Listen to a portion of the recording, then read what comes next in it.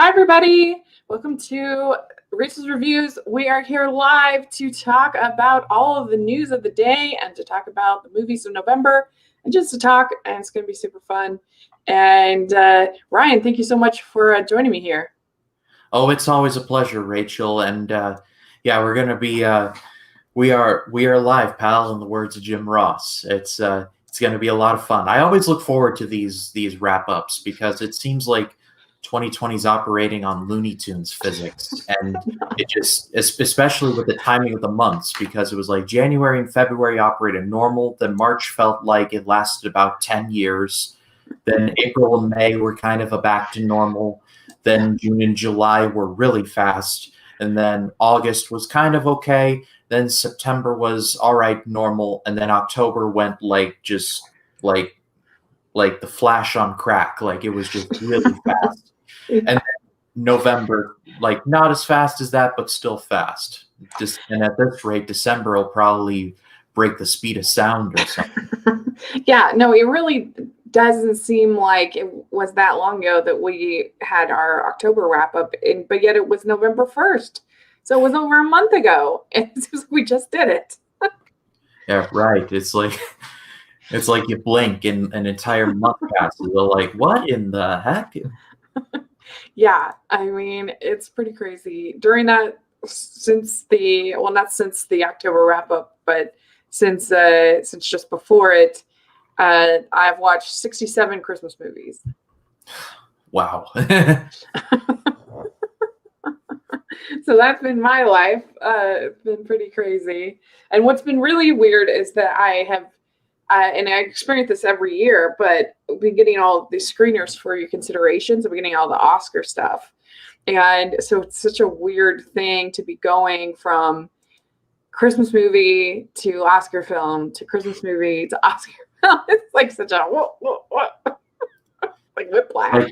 It's like going from A Christmas Story to Schindler's List. It really is. From It's a Wonderful Life to Babel and something. Yeah, that's right.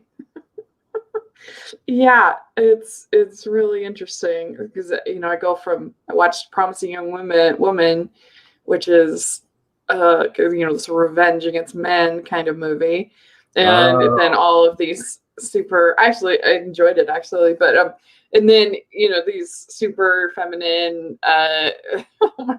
Didn't the dude who directed 8th Grade direct that movie, Bo Burnham? No, he acts in it. He's an actor in it. Oh, Bo Burnham. Yeah. It's directed by Emerald Fennell, and it does a lot of the same things that Black Christmas last year tried to do, but failed miserably. And about it's all about sort of consent and kind of this revenge thriller.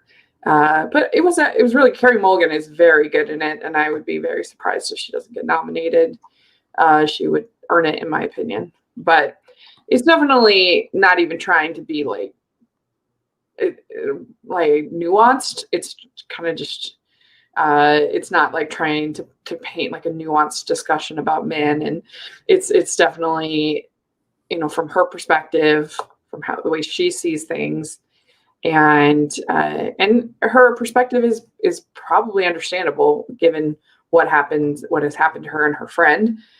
So I liked it. I thought it was well done, but yeah, it's kind of accepted for what it is. Kind of seems like one of those Oscar movie types where it's like, oh, men are bad. They have always been bad. They are so very bad.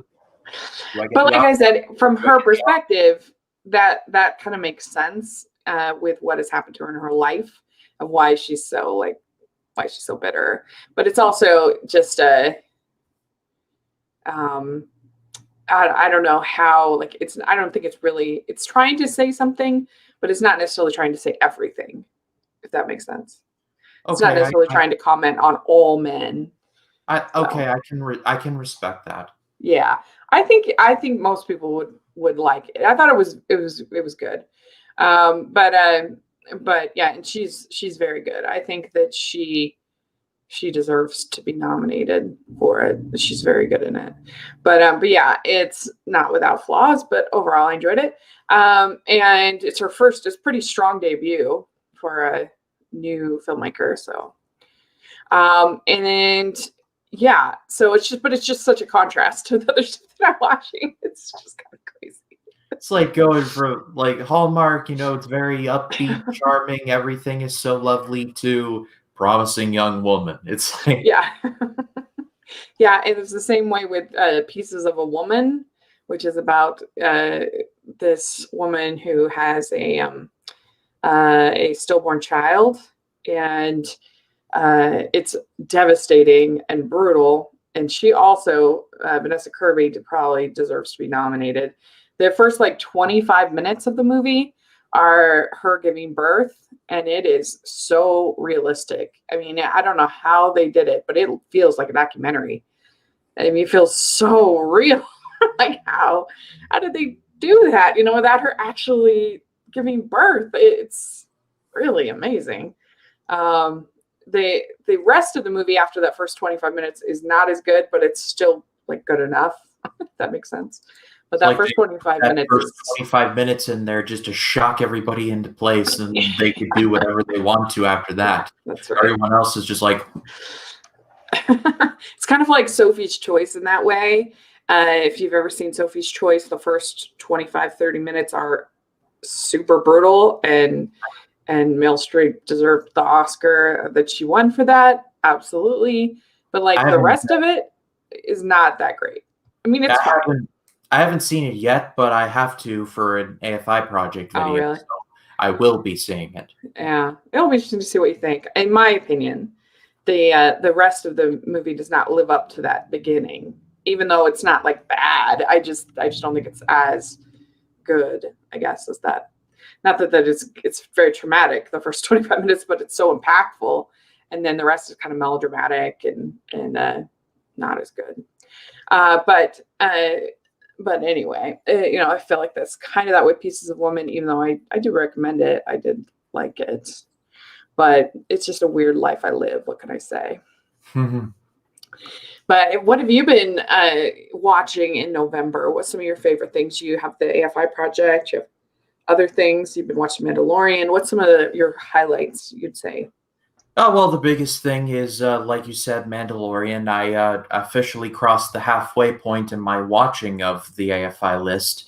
Number 50 was Lord of the Rings, Fellowship of the Ring. I mean, what can I say about that movie that hasn't already been said? It's one of the best fantasy movies ever made. Peter Jackson is forever just like a genius in my mind because of all three of those movies, really.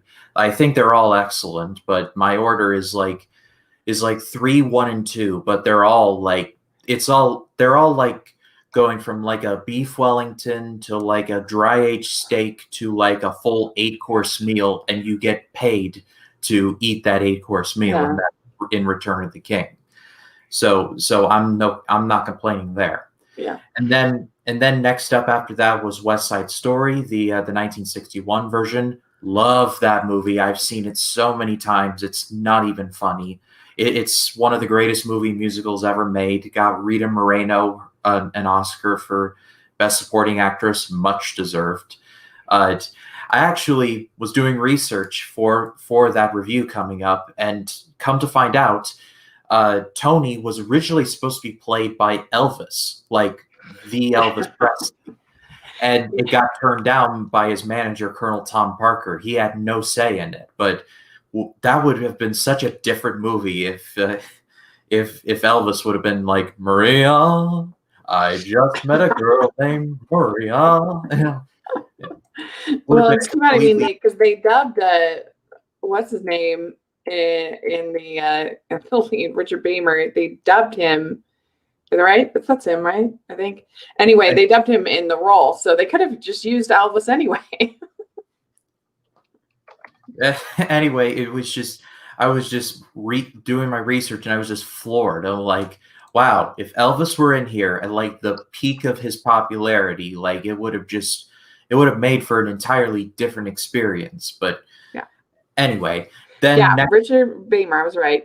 well, we did this for the Criterion Project over on another podcast, and one thing I learned is that Richard Beymer, he did not like the movie at all. He was very critical of. He said it was like one of his first lead roles, and he was extremely critical of his performance, which is so interesting because it's just such a beloved movie. And I mean, I think he does a good job, and I think he and Natalie would have chemistry. So it's just interesting how he saw it, and I don't know.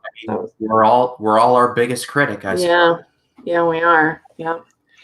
And if anybody's watching, if you want to put in any questions into the chat room, I'll be happy to answer any that come through. So it sounds like you've been having a lot of fun over there on the AFI project. Would you have one that you've done 50 movies, classic films? Do you have one that you think is kind of the most overrated of the 50? Well, wow. Because I know you've had some that you're like, what is this going on this list? I'm actually surprised because when I started the list, I was thinking, oh, they're like all going to be classics. That's why they're on this list. But then the deeper I got into it, I was like, why is this on the list again? And it's like, and I raised like an eyebrow at it. I think early on in the list, I would have to say Gone with the Wind is a tad overrated. I get why people like it, but the movie was 4 hours long, and it just, you feel every minute of it. Mm-hmm. And I get why it's beloved. I get why people respect it. It looks incredible, even by 2020 standards. Victor Fleming did an amazing job making that movie just look absolutely stellar. And Clark Gable's really good in it. He has my favorite line in the movie where he is like, "The South was built on cotton, slaves, and arrogance." And all of these Southern gentlemen are like, "How dare you?" And he's like, he's got a point, guys. Yeah. But I think that with Gone with the Wind and movies like that, I mean, the spectacle of it is just incredible. And then also, I know for me, when I watch it, there's definitely some nostalgia in there because it was my grandma's favorite, and we would watch it together. And so when I watch it, it makes me think of her. And I think a lot of times people have that with these films, these classic films, is that you watched it with a particular person. It made a particular impact at the time. It was, a seminal kind of thing. And so I think that's why kind of they get on the list and then nobody sort of questions it because it was so important. But I think that part of being a film fan is kind of getting to that point where you have your own voice and you realize that you don't have to like all the classics. Nobody likes all the classics. And I always say that be very, very wary of anybody who always goes with the popular opinion or always is a contrarian all the time. Then that's a critic that I'm very suspect of. Yeah, you need to take a tip from Thanos and achieve perfect balance, as all. Anyway, another movie I thought was overrated was The Graduate. I've talked about that in my review, and I don't get this movie. The general tone from, and I looked at video essays and read reviews.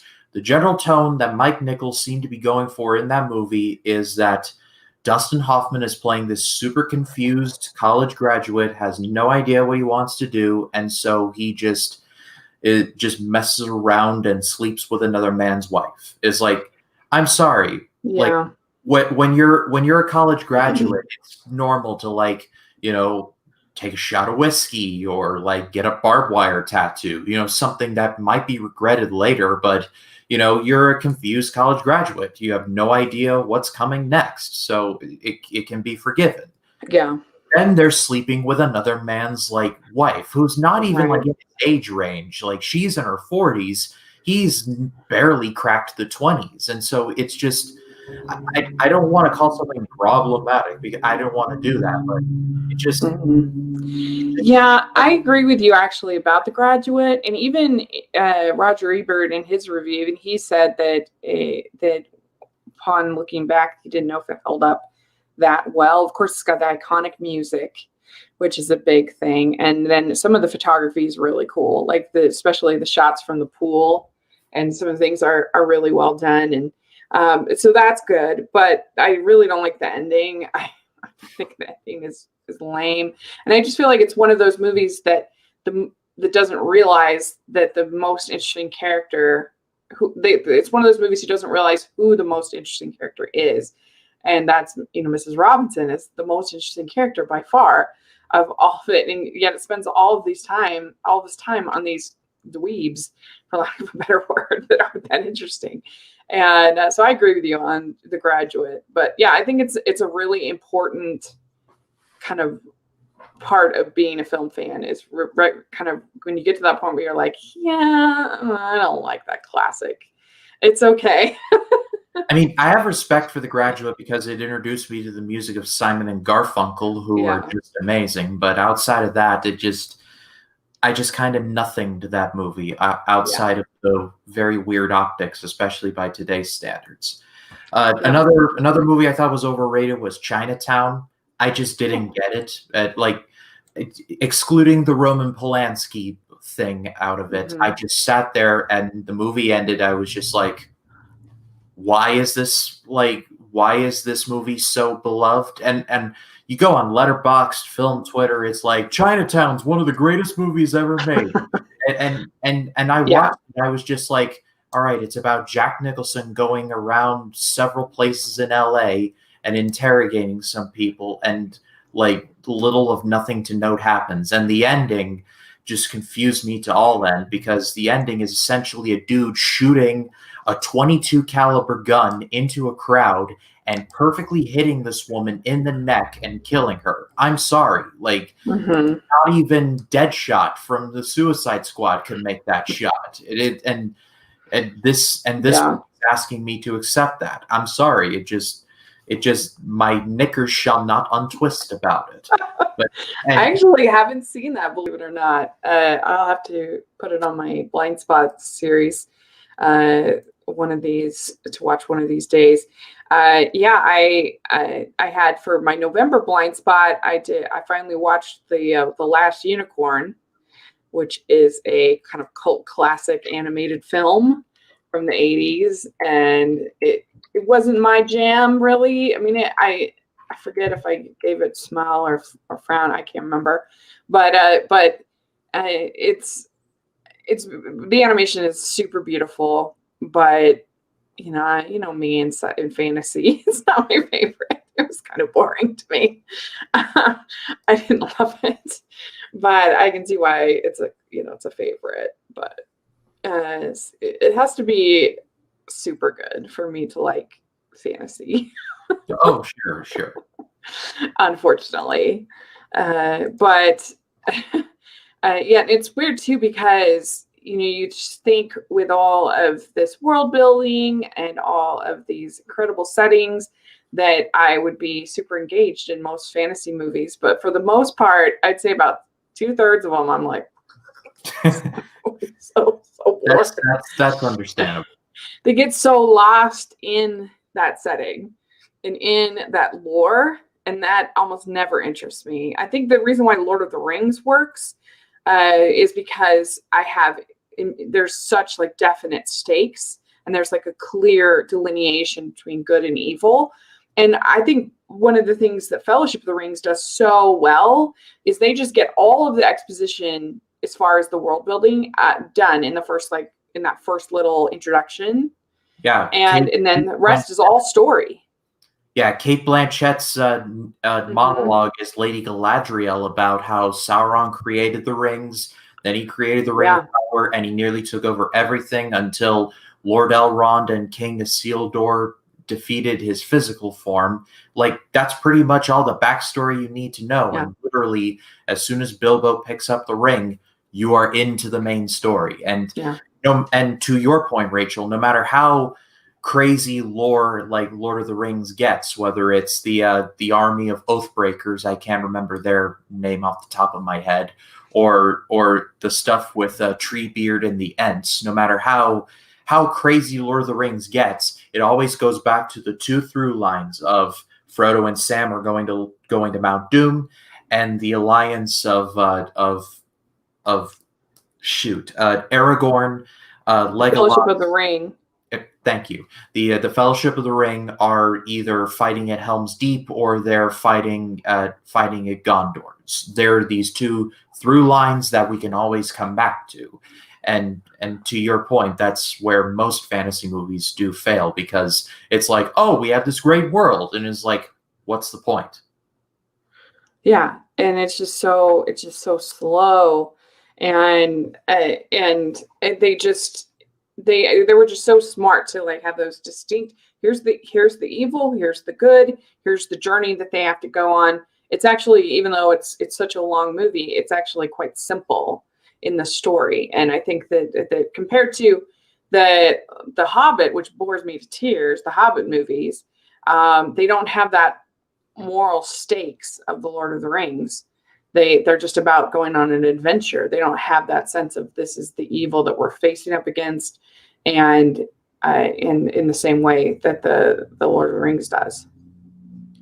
I don't think The Hobbit is as bad as people make it out to be. Maybe it's just because I'm a massive fan, so I have a bias, but I get why people wouldn't like it, because it's like you have Lord of the Rings, it's a perfect trilogy, a perfect beginning, middle, and end, and then The Hobbit is like another trilogy that really didn't need to be. And I think if maybe they just either had Battle of either Desolation of Smaug and Battle of the Five Armies and maybe cut out a movie, I think it would have been better received. But again, I don't think it's terrible, but I don't really think it's necessary all at the same time.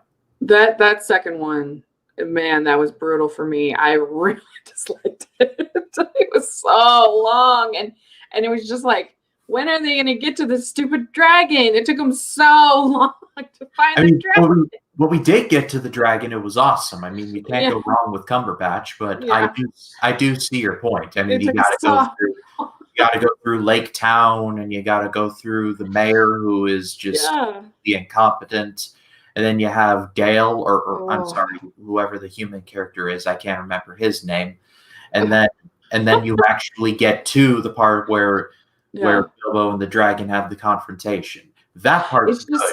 It's just such a clear example to me of like when fantasy works and when it doesn't work. It works in the first three because there's clear stakes and the lore doesn't get in the way of the story, and the characters are really strong. Second one, I couldn't tell you a single character except for Bilbo in the Hobbit movies, and the story is just not interesting to me.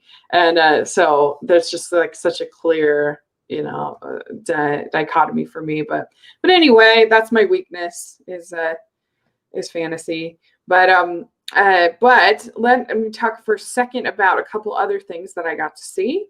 I got to see Hillbilly Elegy, and this was on Netflix. And I really disliked this movie. And I was going to it hoping that I would be one of its champions because it got so dogpiled on Twitter.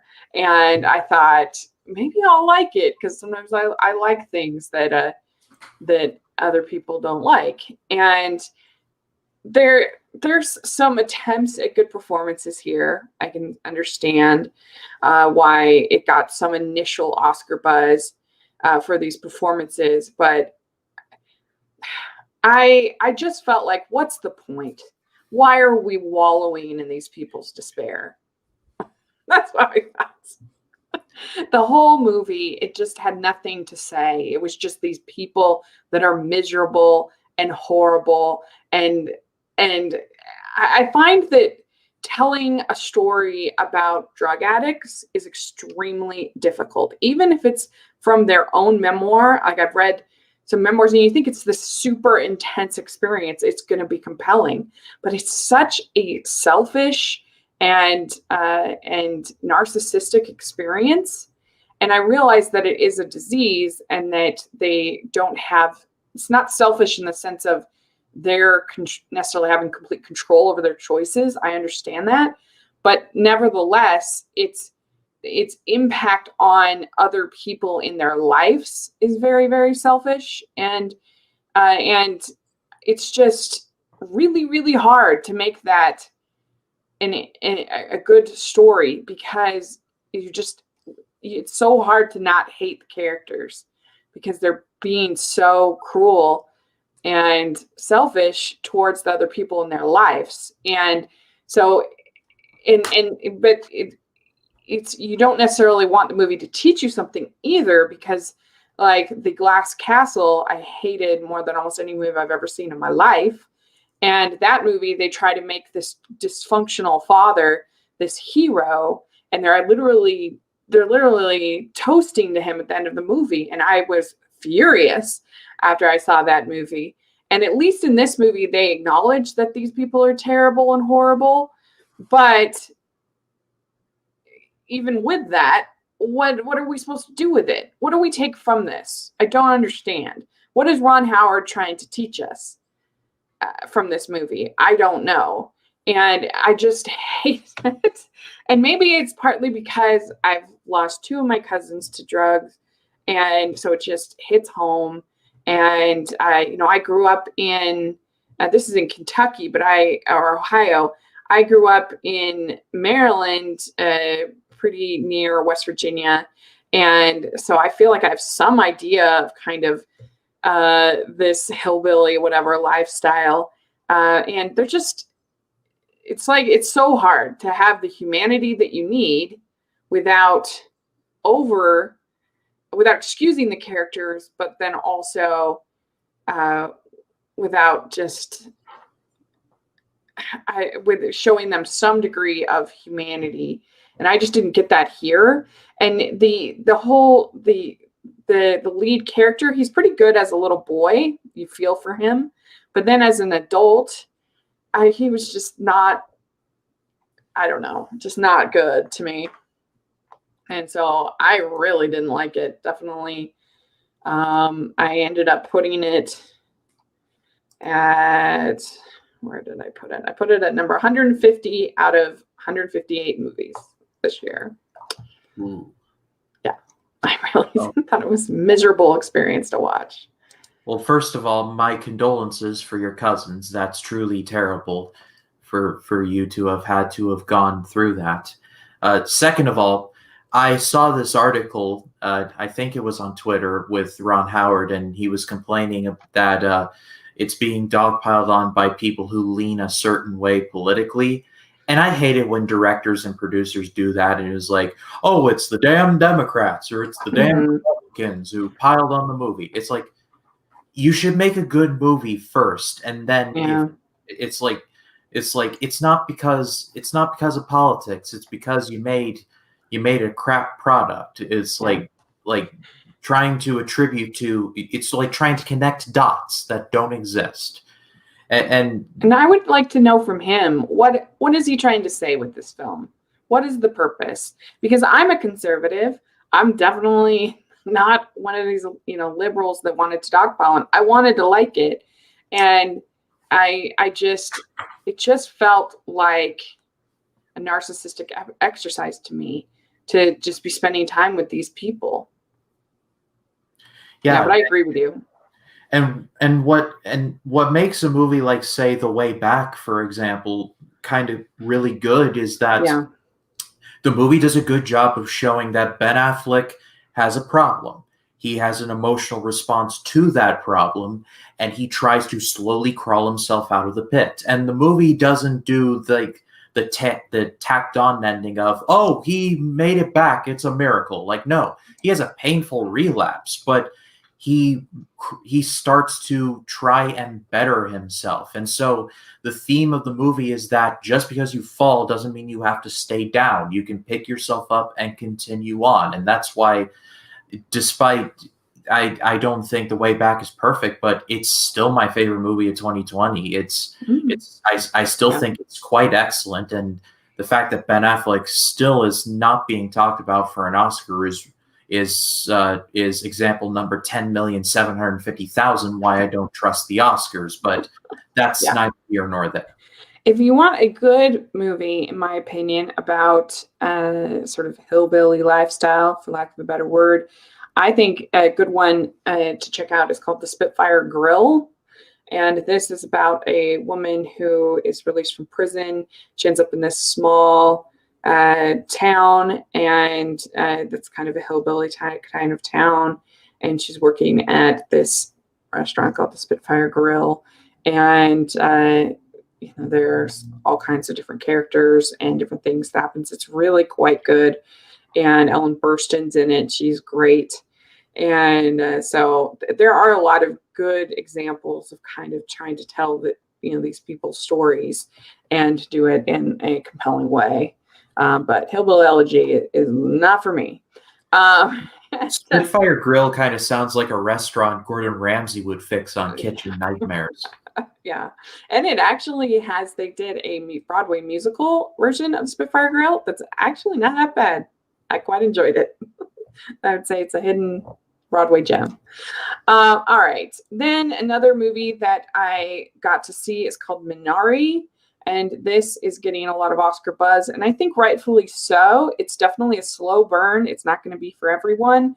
It stars Steven Yeun, who plays this man who is a Korean immigrant. And he is trying to become a farmer in Arkansas. And basically it follows sort of a year out of his life and the struggles of becoming a farmer. And it's pretty devastating at times. It's also very sweet at times. It's kind of a slice of life kind of movie. It doesn't have a ton of plot. So some people definitely will find it boring, but I enjoyed it quite a bit. And the little kid, his little boy, is so cute. You will die watching. He is so cute. So I highly recommend that one if you get a chance to see it. It's quite good. And then the last one I wanted to just mention, I got to see The Croods: A New Age, and I saw this Thanksgiving morning at the IMAX. And first I was one of the only people in the theater, but then we got a few people. But I was still had plenty of space. Everything was fine as far as my safety. And I really enjoyed the first Croods. And I don't think that this is as good as the first Croods. But I appreciate the fact that they told this story of the family coming into contact with this other family called the Bettermans.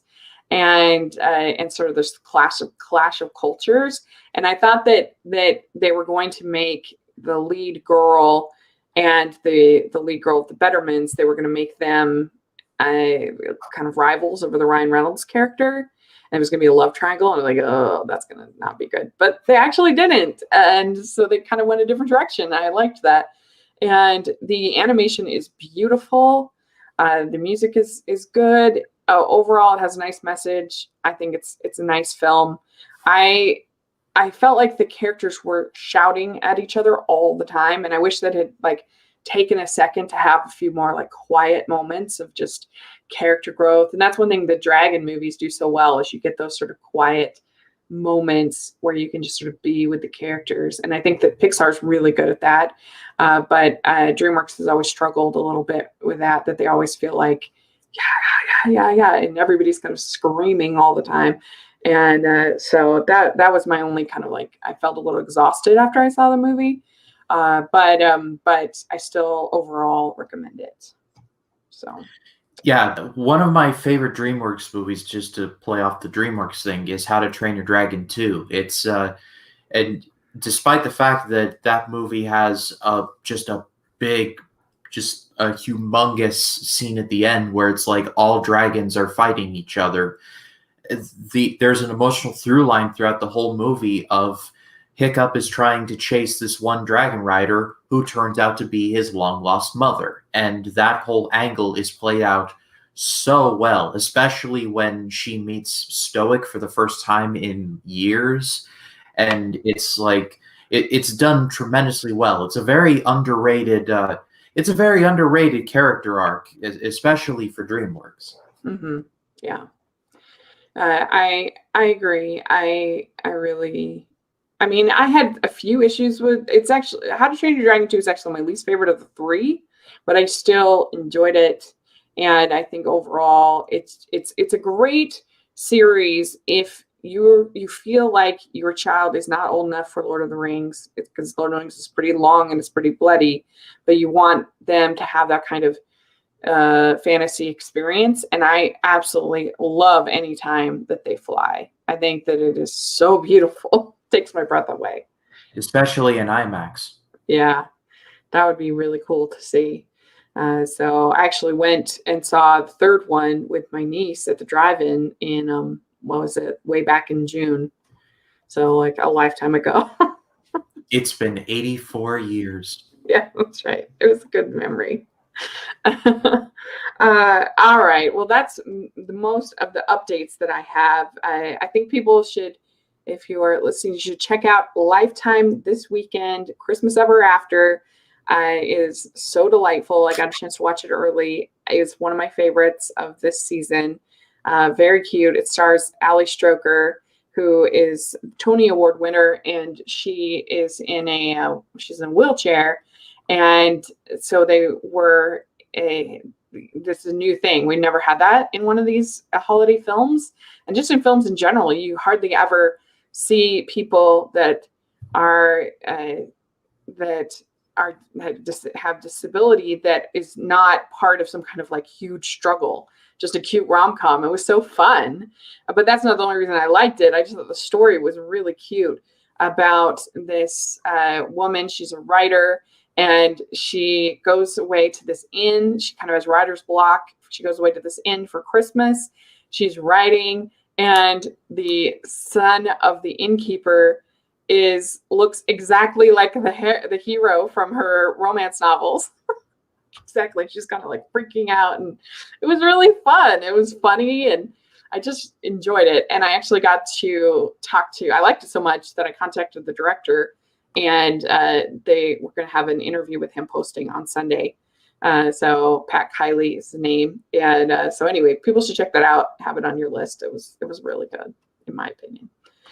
So, all right. Well, let's talk about the big news of the day that we had from Warner Brothers.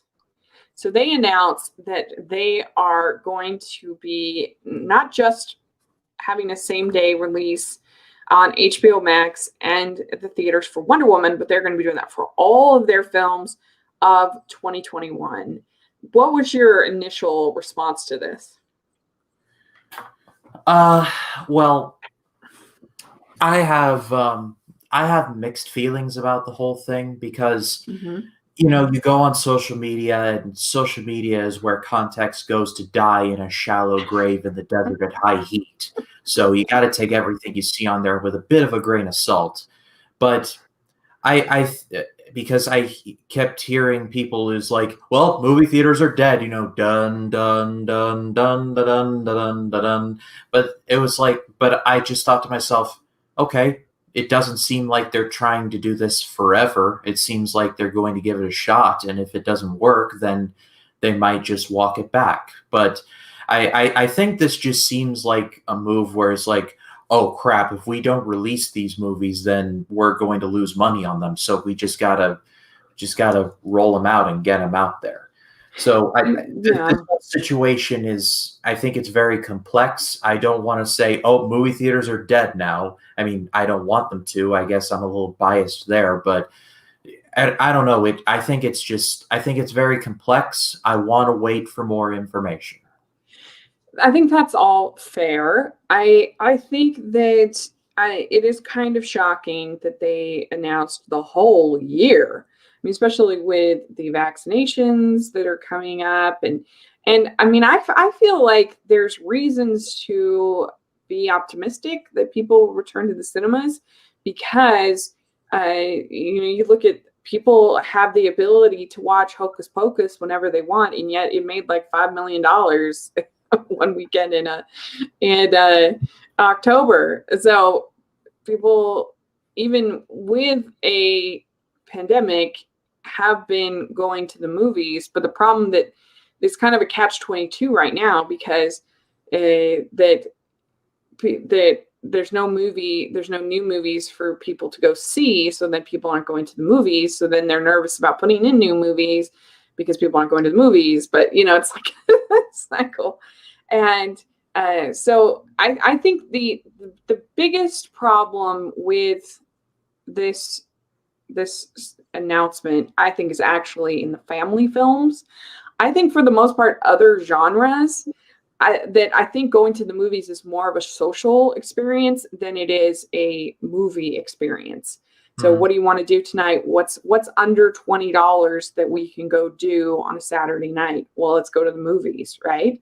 There's not that much else. I mean, you can go bowling, you can go, there's a few things, but there's certainly not that much that older people can go do. That I mean, I'd have people in that older people that I would see every single time I would go to the theaters. They were there, I think, almost every day, and because of the senior citizen discounts and other things like that. And so you have that social element, but the only group, at least by my observations, that there's not that social compulsion to go is families. Because if you can just turn on HBO Max and have your kids watch the movie, what parent isn't going to do that over taking the kids to the theater, dealing with maybe a crying baby or one that's maybe a little too young, and then what are you going to do, and finding a babysitter and all that stuff. So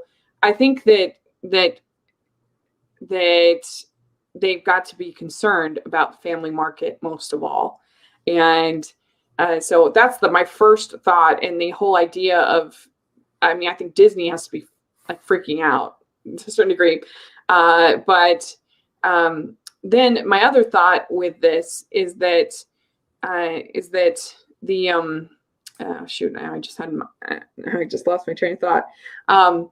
That I think that it also shows the problems with HBO Max, and that's part of the reason if HBO Max was doing gangbusters, then this would not be a thing. And that's probably part of why Disney is not as worried as Warner Brothers, because Disney Plus has been the one bright spot of the whole year for Disney, and so they're happy in that world, at least. And so I don't know, they've got to be concerned over there about HBO Max. And so here's a way to make sure that almost everybody that has any interest in movies at all will subscribe to HBO Max. Yeah, and another thought that I had was, I was just mulling it over in my head. I believe I was watching Sean Chandler's video on his ranking for all the streaming services that are out right now: HBO Max, Peacock, Disney Plus, Netflix, all of that. It's a very entertaining video, but he mentioned something offhand in the realm of Netflix hasn't even made a profit yet. And I was like, wait, that makes no sense. They have millions of subscribers. How are they still in the red? And then I looked it up, and they're still in the red. And so it was just like, oh wow, like that's not entirely good. And then doing a little bit of mental math in my head, if Warner Brothers are deciding to do same day drop on HBO Max as well as theaters, it clued into my head, it must be an experiment, because if they decide to do, all right, no more theaters, we're just doing streaming, there's no guarantee that that's going to be a success. I mean, Netflix proves exactly that. Again, maybe that's just me wearing a tinfoil hat, but it's just it's the questions are there. That's all I'm saying. Yeah, no, it's an interesting. That's something I've always been really confused by, is how Netflix is making any kind of profit. I know there's like the stocks and I don't know. I don't really get it, because they spend hundreds of millions of dollars on this programming, and does it really get them that many new subscribers? It seems confusing to me, but they spend money through the nose to get Martin Scorsese to make them a movie that still feels like it's going on today. Yeah, so that's right. they're being very liberal with the cash, but Yeah, they are. you know, when you put two and two together, it's like, are they really doing the best with what they have? So Yeah. but like I said, I'm trying not to wade too deep into that quicksand, because I don't want to say something and then just like a couple months later it turns out to be completely false. So it's just I just am sitting back and I am waiting to see what happens next. I think it's rather ludicrous to say the movie theaters are officially dead. I think that's a rather ridiculous claim, but I mean, if we do live in the nightmare scenario where that does happen, then I'll just have to pull a Spock and just embrace the change with open arms. I think that there's definitely room to be concerned. And I was definitely concerned when the announcement came. I mean, because you have AMC is almost bankrupt anyway, and then this happens. But at the very least, at least now they have a solid set of movies that they can promote and that they know are going to be released. So they don't have in theaters in maybe same day, but it's better than having nothing and having, getting ready for release and then nothing. I think it's surprising to me that they wouldn't wait to see how this worked with Wonder Woman first. There must have been some kind of board meeting or stockholder meeting or something going on that they had to make this announcement now. And then I think it is surprising that they would announce it for the whole year. Like, I could understand them announcing it for 6 months, 9 months, but to me, it was kind of shocking that they would announce it for the entire year. I mean, there's still time if Wonder Woman turns out to not work out to the way they want, and I'm not saying that it will. I'm just making a big if. If it doesn't work out, then they may have to walk back their stance a little bit on that. But again, there's a lot of balls up in the air, and I mean, everyone's an expert, everyone's an armchair quarterback. So we just gotta wait and see what happens. Yeah, and I mean, and it's a benefit to the studios. Not only do they get more subscribers to HBO Max, but they're able to make a different deal with the theaters. So they don't have to give as much to the theaters as far as their the proceeds that come in. And so, whereas for HBO Max, they don't have to split that with anybody. It's just all theirs. So yeah, I don't know. It's going to be interesting to see how it plays out. That's for sure. And I mean, all those people that were complaining about what is cinema, and is the MCU not cinema, which was so ridiculous. Now, congratulations, you got your way. You wanted the cinema industry to change. Congratulations. But anyway, so yeah, it'll be interesting to see what happens. And I'm very curious to see what Disney will do, how they're going to respond, and the other studios. And well, yeah, I don't know. I mean, I think there's going to be a bunch of stuff that's going to be announced that at the I think it's on the 11th is the Disney shareholders meeting. And I think we're going to get a bunch of announcements then of a bunch of stuff that is going to Disney Plus.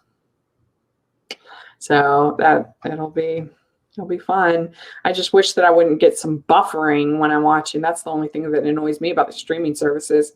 I mean, because I love going to the movies, of course, but it's like, if I'm going to watch it at home, could we not? And I have really good internet, but still, sometimes it's so frustrating. Stupid buffering.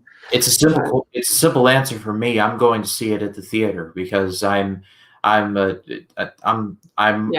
going to watch Denis Villeneuve's Doom, Doom. I just called it Doom.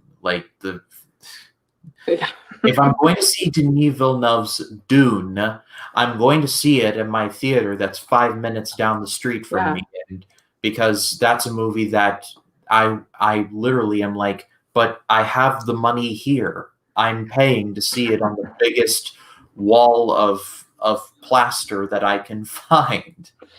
Yeah, I actually, for me and my personality and my taste for Dune, I think I actually am glad I can see it on the big screen. I mean, on the small screen, because I think it's a movie that I'll want to take some breaks from. I think I'll enjoy it more if I take some breaks. But I mean, I've long said these long movies need an intermission. And that's one advantage of being at home is you can create your own intermission. but in fact, I was actually just thinking about that with Pixar's Soul that's coming out, and I'll put a link to my review that I did of Soul. I actually think the Disney Plus is a really good spot for it because it's a very contemplative movie. It's the kind of movie you sort of want to watch with a journal and think about your life. And a lot of people are expecting that movie to be like Inside Out. I actually don't think it's very much like Inside Out. It's doesn't have all the stuff that appeals to like little kids, and Inside Out isn't really there in Soul. It's more for adults and adults contemplating their lives, and so I think that it's kind of perfect at Disney Plus. To kind of pivot towards the movie theater question, as somebody who worked at a movie theater for 3 years, like 3.5 years, like if it's a question of keeping things clean and sanitary, we had a saying in my theater, ABC, always be cleaning. Like everything was spick and span to like a crazy degree. Like our cleaners were like one step away from like stripping the paint. That's how clean everything was. And I mean, I get it. I get why studios could be a little skittish about it, and people too. You know, it's not necessarily like you're in a room with other people. I get it. I totally get it. But as a testimony of a former movie theater employee, like not 99.9% of theaters that I have been to are like very spick and span, and if there are dirty, they don't stay dirty for very long, or else they'll be completely just like they'll be out of there. So have you been back since you've been back? I've been back several times. Yeah. If the AMC like closest to me is about 15 minutes away. I haven't gone back yet, but I do plan to. But when the 5-minute one was open, I went there like 3 or 4 times. They took it very seriously. There was like little dots to denote social distance. You had to wear a mask literally everywhere you went except for eating. You know, they had a thing set up where you couldn't order like a ticket next to somebody. It was like you were here and then 3 seats over someone was there, which before all this was happening, I was doing anyway, because I hate it when someone sits next to me at a movie theater, like just in general, like it's nothing personal. It just, I hate to be sitting there and some guy's like, hey, you know, and just like being all up in your business. I am there to watch something. I'm not here to worry about the guy next to me. But again, that's neither here nor there. But everybody took all the cleaning responsibilities very seriously. And it's just, again, different people are going to be different. I'm not trying to like twist anyone's arm or saying like, oh, you're a wuss. You know, I'm not trying to be that person.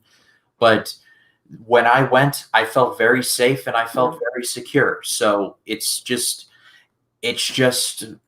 like, all, in the words of Ben Affleck from Margot, all we have are bad options right now. And it, to back up the quote from Bryan Cranston, this is the best bad option that we have. Yeah. I well said. I agree with you. I've been a number of times. I've felt safe. I've had my space. Most of the time, I'm one of the only people in the theater, to be completely frank. And so I've had a really positive experience. I've had my mask on, N95, and I think it's a safe experience. But everybody has to decide for yourself what you're comfortable with. And so, all right, well, let's finish off with just a couple of these fun questions like we always do about movies. And if anybody in the chat room, if you have any questions, feel free to to send them over. So, first question, who is your favorite movie hero? Oh, do you need some time? Because I need some time. I think that, I mean, before The Last Jedi, I would have said Luke Skywalker is my favorite movie Not hero. anymore. Thanks a lot, Ryan Johnson. I would have said Luke Skywalker. He's my favorite from the original trilogy. Luke is my favorite. But also, I guess my who is, I think probably my favorite is probably Captain America. It's probably my favorite. I really enjoy all of his movies, and I think his journey is really interesting. Oh no, I mean Wonder Woman is also my favorite. We'll see how the new movie is, but I love her as a character, Diana. I love her mixture of gentleness and strength. I think you sometimes don't get that in a lot of these type of movies. That's just like a kick butt heroine, and I love the fact that she can coo a baby and then be incredibly kick butt the next minute. I think that's really great about her. But Captain America, I really enjoy his journey of going from being this soldier to being disillusioned, not wanting to sign the accord, to the end when he's worthy of Thor's hammer, and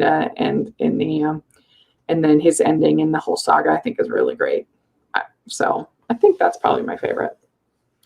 Yeah, one of my favorite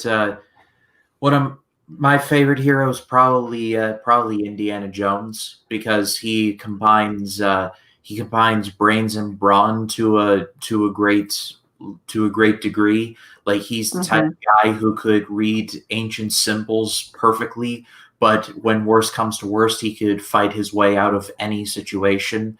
I think the perfect portrayal of Indy is in Raiders of the Lost Ark. He can go from explaining the legend of the Ark of the Covenant to fighting his way out of a bar in Nepal and everywhere in between. Like, he's very capable, but he can also be very vulnerable at the same time. Like in Raiders of the Lost Ark, he gets his butt kicked. Like, he gets shot, he gets punched out by a British wrestler. But he always fights back, and he always comes from underneath. And at the end of the day, you're like, you raise your fist in the air, like, yes, he made it out. And so he would have to be my favorite. Yeah, that's a good one. That's a really classic one. Very good. All right. Another question. What is your favorite movie soundtrack? So not necessarily score, but soundtrack. I think one of my favorites. Where's that Blu-ray? One of my favorites would probably have to be. This may be a bit of an off the beaten path choice, but I've been thinking a lot about that movie Hana from 2011. Spoiler alert, it's going to be in my movie Nerds Club video on top 5 female-led actors. Oh, yeah, coming tomorrow. But it has a soundtrack by this band called the Chemical Brothers, and it's such a unique soundtrack that it's so unique, but it also fits the movie so incredibly well. That's one of my favorites. Also, Tron Legacy. Again, it's a bit of an off the beaten path one, but it's one of the rare soundtracks that I actually bought on iTunes and I listen to quite frequently.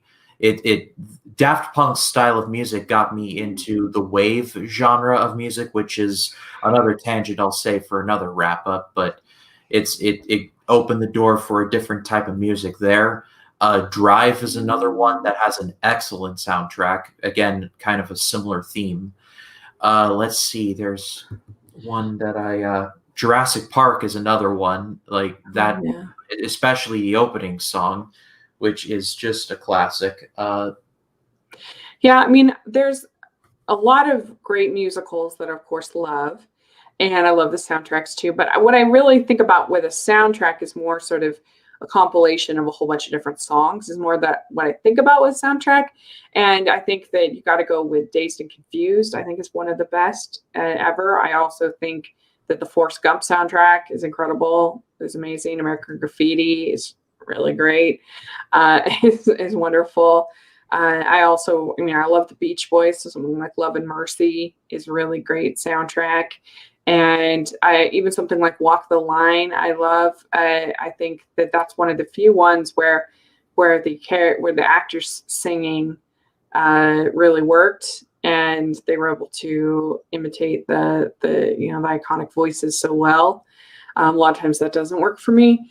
And High Fidelity, that's another classic. Empire Records is a really good one. I also love the soundtracks to most of the Nora Ephron films, like When Harry Met Sally, which is all Harry Connick Jr. And that's a really good one. I also really love, the soundtrack to You've Got Mail and Sleepless in Seattle, with a lot of sort of classic jazzy type songs that are really fun to put on. And I'm trying to think of any others that are really good. Pulp Fiction got me into surf rock, so I got to give it credit for that. There was another one I thought, Big Lebowski has another great one. Mm-hmm. Yeah, that's a good one. That's very good. All right. So one more, and then we will call it a night.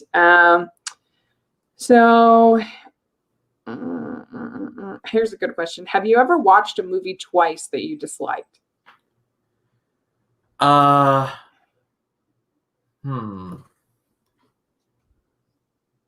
have lots because if you are a YouTuber, you have to do rankings. And so many times you end up having to watch a movie that you didn't really like that much, but you have to rewatch it for your ranking. And so like Man of Steel, I'm not a big fan of. I didn't really like it. And I watched it so many times. And the last podcast that I did on it, I was like, please, can I not have to watch this movie again for a long time? Because but people want you to be on podcasts, people want you to be on rankings, do rankings, and so you end up having to rewatch movies that you didn't really like that much the first time. I remember earlier this year for my DCU ranking, I had to watch Suicide Squad again. Mm-hmm. It made me want to stick this pen in my eye, but I won't do that. But that movie is so rotten. But again, that's not here nor there. I'm looking at my collection right now, see if there was any that I. No, I think Suicide Squad's the most recent one that I could think of. Yeah. If you had one that you rewatched and you enjoyed on the rewatch that you didn't like at first? I gained a new appreciation for Batman v Superman. At first, my relationship with that movie was like when I immediately walking out of the theater, I was like, what were the critics talking about? That was good. And then over time, it was like, boy. And then for like literal years, I was like, that was very bad. And then I watched the Ultimate Edition. And it is not perfect, but it cleared up a lot of the issues that I had with it. It still has Jesse Eisenberg as Lex Luthor, which was just a terrible casting choice. A lot of the CGI just doesn't work. And unfortunately, Doomsday just looks completely horrible. Mm-hmm. But the lead up to the actual Batman v Superman fight makes a lot more sense. It's filled in very well. Henry Cavill gets more time to shine, which I loved. Ben Affleck gets more time to shine, which again I loved. And at the end of the day, I think Batman v Superman is a very misunderstood movie. I get why people don't like it. I understand. I completely understand why. But for me, as someone who was on the side of I absolutely hated it, I walked out of that rewatch for my ranking and I was like, wow, I completely, I wrote this movie off and I will never do that again. Yeah. So one that I thought of that I improved on the rewatch was Close Encounters of the Third Kind. Oh, When I watched it as a college student, I was like, "This is snoozeville. This is really boring," and and then I watched it for I think maybe a Steven Spielberg ranking or something like that, and I actually really liked it. I had a totally different viewpoint of it in my 30s versus my 20s, and to me, a lot of what it was saying about the press and how that nobody believed them. They're telling their experience, they're telling their story, and nobody listened to them, and how that uh, and I just found myself so drawn into the characters, Richard Dreyfuss' character, and the other woman, I can't think of the actress's name, but her character, and I just really responded to it as a more mature person than I had as a youngin. And so that's one that definitely comes into mind that I liked a lot better on a rewatch. But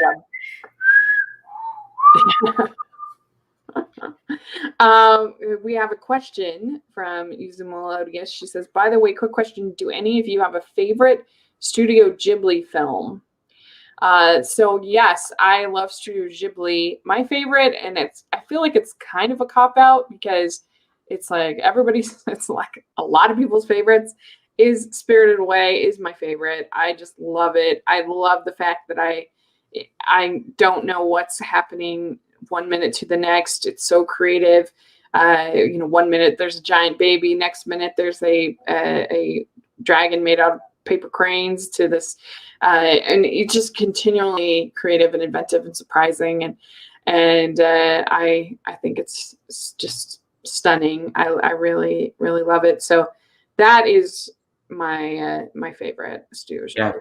But I love Totoro too. Spirited Away has one of my favorite movie scenes, period, in it, where that giant monster made of nothing but pure filth comes in, and everyone's like, "Run! We gotta prepare!" And then basically they just give this thing a bath, and it's like the most satisfying like bath anyone has ever experienced. And then it's just this big 10-minute scene of pouring water on it and just like doing this thing. And then when it just leaves in peace. And then on its way out, it just says, "Thank you."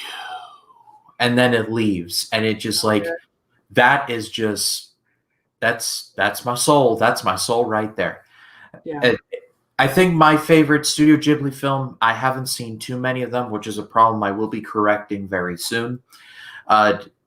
What my favorite would probably have to be Nausicaa of the Valley of the Wind. I love the story. The designs of the planes are just truly incredible stuff, how they're all based off of bugs, which I thought was a very unique looking design. And at least in the English dub, that has my favorite voice cast of any Ghibli film. Patrick Stewart, Shia LaBeouf is in there. A lot of actors I really, really like. And it's got a great ending too, and I won't spoil it, but it's very well done. And a close second for me would have to be Grave of the Fireflies, but that movie just ripped out my heart and kind of stomped all over it. Like, it's a great movie. It's one of Studio Ghibli's very best, but wow, it's a difficult movie to watch. Yeah, it rips your heart out, that movie. It really does. But it's beautiful and a very good one. So, all right, there we go. I think that we covered everything, and I would love to hear your thoughts if you're watching this. And in the future, let us know your thoughts about all the things that we talked about, your answers to the questions, your thoughts on the whole Warner Brothers thing. I would love to hear that in the comments section. And Ryan, where can people find you? They can find me on Facebook, Twitter, Instagram, and Letterboxd at RyanCam20. Then there's, of course, my YouTube channel, which is just called Ryan Cam. Today is a Friday, which means my review for Rear Window dropped earlier today.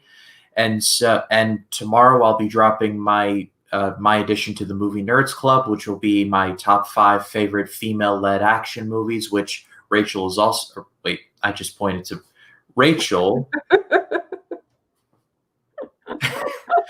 I'm good with directions.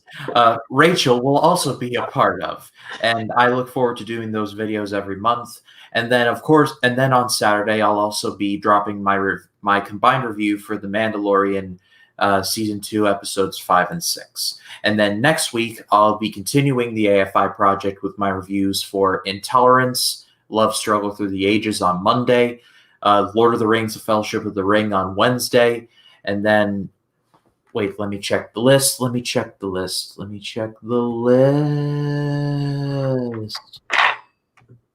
51. Oh, and then Friday will be my review for West Side Story. Had a bit of a brain fart there. So if you all haven't checked out my channel, I humbly ask that you do. I put a lot of time and I put a lot of effort into it. I'm very proud of it, and I'm going to be working on my content schedule for 2021. I'm going to be bringing back some Dead series on my channel. I'm going to be bringing those back to life, and I'll be talking more about that in the coming weeks. So check me out if you haven't. Yes, you all should definitely check that out. And yeah, we're going to have some fun stuff coming up for Rachel's reviews. We are going to be having my ranking of the 2016 Disney films with Stanford. So that's going to be really fun. You'll enjoy that. And we have on Family Movie Night, we have Christmas movies that are starting every Monday in December. So you can look forward to that. I'm going to be doing on Monday my review of Angela's Christmas Wish. And this is the 40-minute Christmas special on Netflix. This is a sequel to Angela's Christmas, which I have loved. And it's an animated special. And animated specials have such a special part of Christmas that it's a really fun thing. And I loved this little short. It was really good. So that's something to look forward to. And we'll be doing Hidden Gems next week. And so make sure to check out that. We have our best and worst this week was with Shia LaBeouf. So if you haven't seen that video, take a look at that. Which, by the way, before we leave, I didn't know if this was going to come up, but since you did bring it up, one of my friends, his name is Kyle. He actually DM'd me on Instagram, and he listened to the episode, and he wanted to put his input into the best and worst. His best was Honey Boy, and his worst was Kingdom of the Crystal Skull, which I honestly forgot that Shia was in, but I guess maybe that was for the best. And now I got to remember that he was in that movie, and now I'm just really sad. Yeah, a lot of people have said that. Have said Holes is their favorite, and I have to admit I kind of forgot about that movie, but I do love it. I haven't seen that movie like in forever. Like it's really good. It's been a minute. I remember liking it, but but that was around the time when he was still in Even Stevens, and it was just I remember watching it when I was a kid, but I haven't seen it in a very long time. Mm-hmm. Yeah, it's a really good movie, very good. So anyway, check all that out. And if you all can like this video, subscribe to the channel. Appreciate that so much. Also, make sure to check out over at Hallmarkies Podcast. We have interviews and writers, directors, actors. Really fun. Make sure you're subscribed over there. And our recaps and other stuff. We're covering all the Christmas that you could ever want and more. And then we also have our Patreon group, which we so appreciate any support there. And we have a watch-alongs effect this next week on the 10th. We have a watch-along of A Heavenly Christmas with Greg McBride, screenwriter, who is hilarious and you will love. That's a Hallmark Hall of Fame, so he's going to have a lot of fun things to talk about. With that movie stars Kristen Davis and Shirley MacLaine. So you definitely want to be there to watch along that movie with Greg. But anybody any patron can join in, $2 a month. So check that out. It's a great deal, and it's just really, really appreciated. Also have our merch store, which has tons of holiday designs, and also you can support the channel by getting a Smile-worthy shirt, and we certainly appreciate that. So there you go. That's everything. Thanks so much for the live stream, and we'll talk to you all. December will probably go by like that, and we'll have our wrap up for December. Bye, everyone. Bye.